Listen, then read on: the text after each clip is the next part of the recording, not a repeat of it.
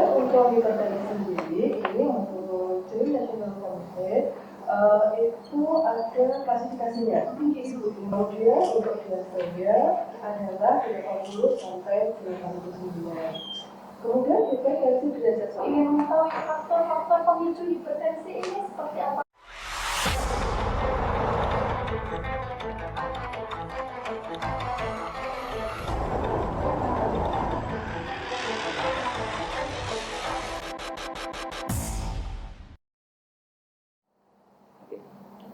Assalamualaikum warahmatullahi wabarakatuh.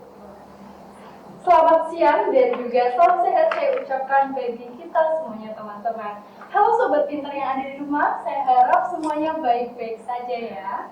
Selamat datang saya ucapkan di podcast Ngobrol Pintar bersama Eka Ursula dalam episode pertama dengan spesial episode yaitu The Silent Killer Hipertensi. Perkenalkan saya teman-teman, Tika Robertujana, mahasiswi S1 Ilmu Keperawatan Angkatan 2021 yang akan menemani Anda selama lebih dari 20 menit ke depan. Pada kesempatan kali ini saya akan ditemani dengan narasumber kita yang luar biasa Sobat Pintar. Beliau tak lain dan tak bukan adalah Dr. Dwi Retno Sulistianingsih, Magister Keperawatan Spesialis Keperawatan Medikal Kedua. Selamat siang Ibu. Selamat siang. Bagaimana kabarnya Ibu? Alhamdulillah baik Ibu ya. Kita akan membahas mengenai hipertensi Ibu. Teman-teman, sobat pintar yang ada di rumah, hipertensi merupakan salah satu penyakit kardiovaskular yang menjadi penyebab salah satu kematian terbanyak di dunia, baik itu di daerah atau di negara berkembang maupun maju.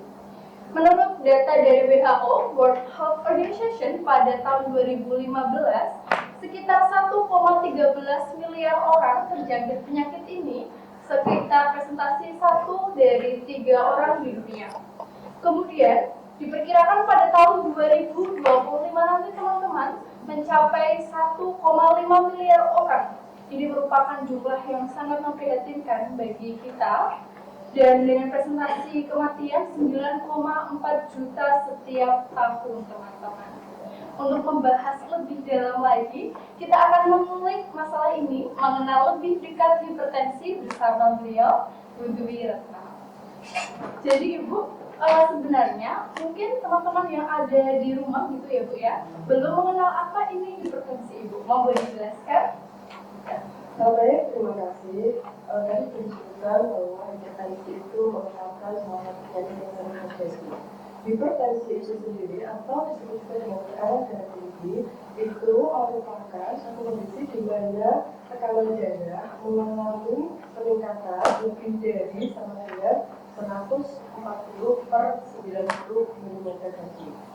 Jadi adanya peningkatan tekanan darah sama dengan 140 mm per 90 mm Hg. Kemudian untuk hipertensi sendiri ini ada 2 kategori, yaitu yang pertama hipertensi esensial atau ada yang disebut dengan hipertensi yang tidak ditemui di masyarakat. Itu jumlahnya meliputi sebagian besar dari hipertensi yaitu sekitar 90%. Kemudian yang kedua itu adalah hipertensi sekunder. Jumlahnya sekitar 10%. Dan ini penyebabnya diketahui, misalnya karena adanya kelainan pada ginjal atau karena adanya gangguan pada tiroid, hipotiroidisme misalnya, ataupun juga karena adanya penyakit pada kelenjar adrenal. Kemudian untuk hipertensi sendiri, ini menurut National Committee itu ada klasifikasinya. Di mana untuk klasifikasinya itu secara normal apabila resikonya kurang dari 10, kemudian diastolnya kurang dari 80. Kemudian dikatakan prehipertensi itu apabila tekanan darahnya itu 120 sampai 139 mm. Kemudian untuk diastolnya adalah 80 sampai 89. Kemudian hipertensi derajat 1 itu adalah tekanan darah sistemnya itu 140 sampai 129 dan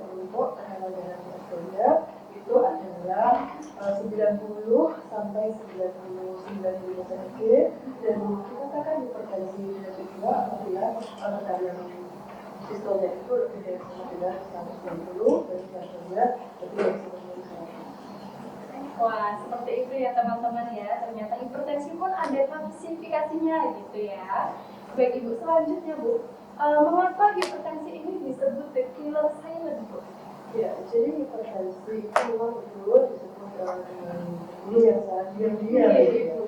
Karena memang untuk hipertensi sendiri ini sering di awal itu tidak menimbulkan keluhan, tidak menimbulkan gejala atau istilahnya adalah asimptomatik, sehingga orang tidak sadar bahwa dia menderita hipertensi. Kalau dikatakan ada bilang tadi, dia datang ke rumah sakit misalnya atau ke tempat pelayanan kesehatan, tempat fasilitas kesehatan, kalau sudah ada komplikasi ataupun adanya dampak lanjut dari hipertensi itu sendiri. Ataupun bisa jadi di awal keluhan hipertensi yang dirasakan itu tidak spesifik sebagai akibat dari hipertensi.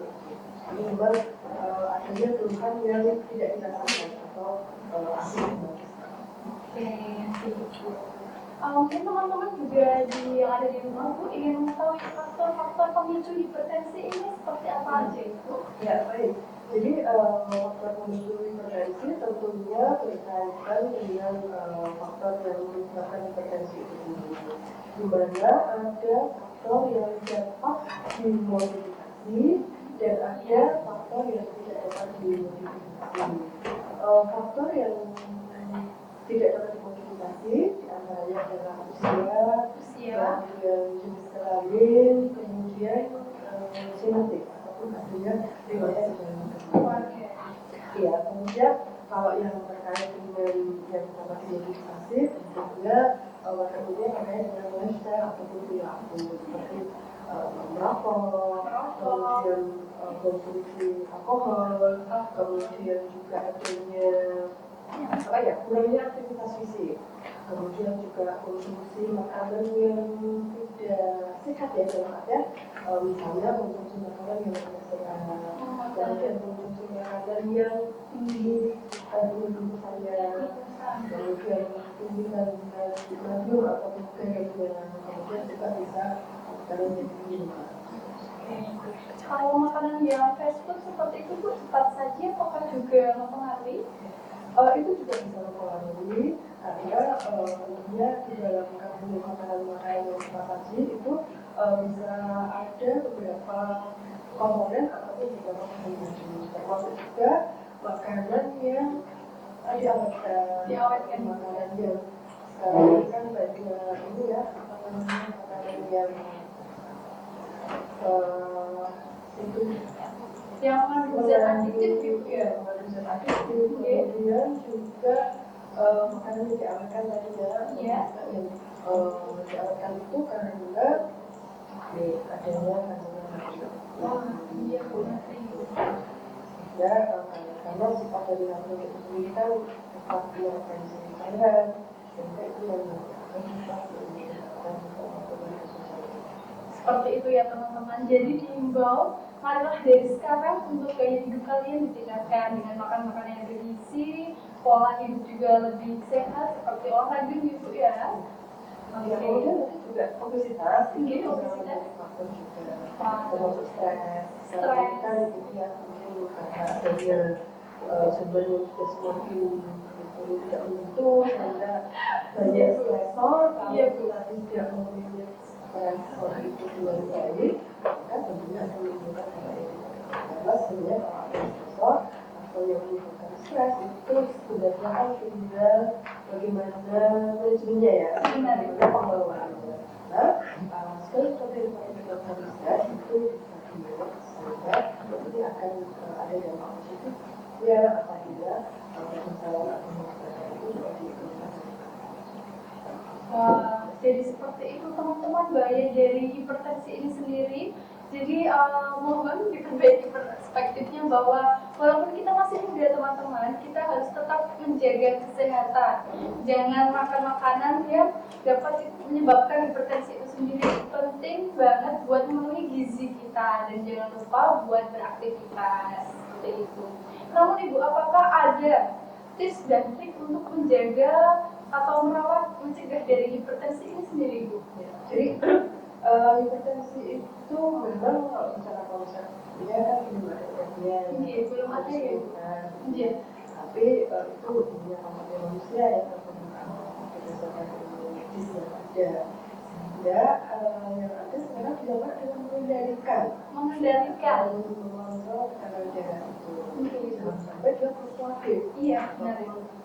Ini kan kalau naik sangat tinggi sekali, tapi kalau turun jadi juga normal itu suatu kondisi yang tidak baik. Iya, benar. Sehingga kemudian menjaga bagaimana supaya ketika masih hipertensi tekanannya bisa terkontrol, itu bisa dilakukan dengan berbagai cara ya. Di antaranya dengan kalau ada obat, ya kalau bisa dikonsumsi dengan rutin, Ibu ya. Dengan patuh, kemudian tadi aktivitas fisiknya, melakukan aktivitas fisik sesuai dengan kemampuan seorang istri.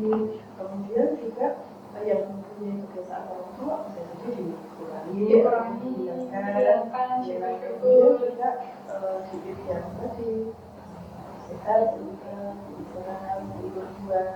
Kemudian juga istirahat cukup dan mengelola stres. Kemudian sedemikian rupa stres sehingga tidak menimbulkan atau kalau di beberapa artikel itu dikenal dengan istilahnya cerdik dan patuh. Cerdik dan patuh ya teman-teman. Cek kesehatan secara berkala tadi juga ketiga dia berbaru kemudian juga biarkan asal rokok, kemudian rajin melakukan aktivitas fisik, kemudian juga sehat dan seimbang, kemudian istirahat cukup dan untuk kemudian melakukan segala sesuatu terkait dengan rekomendasi ataupun sesuatu yang dan disepakati kemudian patuh itu kemudian melaksanakan yaitu dikondasikan dan melakukan kesehatan awal juga terkait dengan gizi yang adisinya dan juga pasien sendiri ini apa namanya dia iya menyetujui untuk melakukan ya melakukan sesuai apa yang direkomendasi oleh tenaga kesehatan seperti itu. Kemudian juga untuk pencegahannya ya menghindari faktor penyebab tadi terutama yang dapat dimodifikasi ya. Kemudian juga penting untuk cek secara berkala. Cek kesehatan secara berkala. Kemudian juga ini sekarang ini pemerintah itu juga sudah sedikit mengembangkan berbagai upaya untuk mencegah PTM, penyakit tidak menular. Tidak menular. Di antaranya adalah dengan melakukan berbagai upaya untuk screening. Di Puskesmas itu ada yang namanya ini program pemerintah yang dinamakan Puskesmas itu ada yang namanya Posbindu. Pembinaan terpadu itu merupakan salah satu langkah untuk melakukan screening atau screening ada orang-orang yang di satu komunitas di satu area itu misalnya berhak di masyarakat, kemudian juga bisa di institusi ataupun di tempat kerja. Ya cak gitu ya, sehingga nanti ternyata tujuannya seperti ini ya, ini tidak anak muda karena dia di satu kembali menjadi itu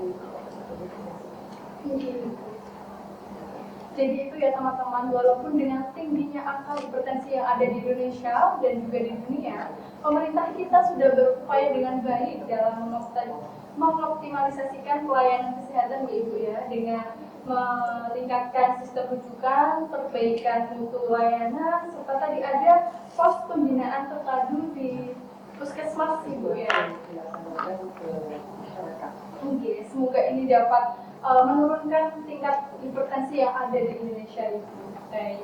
Mungkin terakhir Ibu bisa memberikan closing statement bagi teman-teman pintar yang ada di rumah Ibu mengenai hipertensi. Ya, baik. Tadi disebutkan bahwa hipertensi itu merupakan satu kondisi di mana terjadi peningkatan tekanan darah, kemudian juga tadi disebutkan kan dampaknya yang Dampaknya Bu ya. ataupun komplikasinya nanti dapat mengenai ataupun dapat mengakibatkan kerusakan ataupun gangguan pada berbagai sistem tubuh ataupun berbagai organ. Di antaranya kalau otak itu juga terjadi stroke ya, terus kemudian pada jantung bisa terjadi gagal jantung, kemudian juga pada ginjal sering terjadi atau menjadi faktor yang mengatakan ini terjadinya penyakit ginjal kronik atau sehingga dan kalau seperti sendiri ataupun ginjal kronik kebetulan penyakit dari karena itu kalau dari satu penelitian itu penyebabnya ya atau kalau kita melihat kepada pasien dari hasil kita melakukan pengumpulan data pada umumnya penyebab pertama dan kedua ya ini saling apa bahasa Jawa itu sebenarnya menjadi atau inilah kadang nomor satunya hipertensi, nomor duanya DM atau demikian juga sebenarnya kadang nomor satunya DM nomor duanya hipertensi dan tentunya dampak tadi yang stroke, gagal jantung, ginjal kronik istilahnya akibat ataupun gangguan yang ditimbulkan kan sistem di aspek juga kan fisik, psikologis, sosial, spiritual tentunya dan semua aspek tidak hanya masalah tapi sehingga tentunya penting bagi kita untuk melakukan komunikasi kesehatan supaya kita terhindar dari karena hipertensi termasuk lain kilat, kemudian dampaknya juga pada multi organ, dampaknya juga itu sangat panjang, menurunkan kualitas hidup, meningkatkan morbiditas, meningkatkan mortalitas, kematian menjadi perhatian dan juga menjadi satu kesadaran bagi kita untuk mencegah bersama-sama untuk diri kita sendiri, keluarga dan juga masyarakat. Ya, kita mengedukasi diri kita sendiri, mengedukasi keluarga dan juga masyarakat dalam mencegah berbagai dalam diri kita benar-benar hipertensi, the killer silent hipertensi Ibu namanya. Pembahasan kita seru banget Ibu, tapi apalah daya Ibu, waktu sudah menunjukkan cukup. Saya ucapkan terima kasih kepada Bu Dwi Retno, kemudian terima kasih juga kepada Sobat Pintar yang ada di rumah. Jangan lupa untuk subscribe, like, dan share postingan ini. Dan juga jangan lupa Anda bisa mendapatkan informasi selanjutnya di channel FIK Unisula dan juga BEM FIK Unisula. Tetap bersama saya di podcast Ngobrol Pintar bersama FIK Unisula dalam rangka menuju Indonesia Sehat di masa mendatang. Sekian dari saya, terima kasih untuk partisipasinya dan wassalamualaikum warahmatullahi wabarakatuh.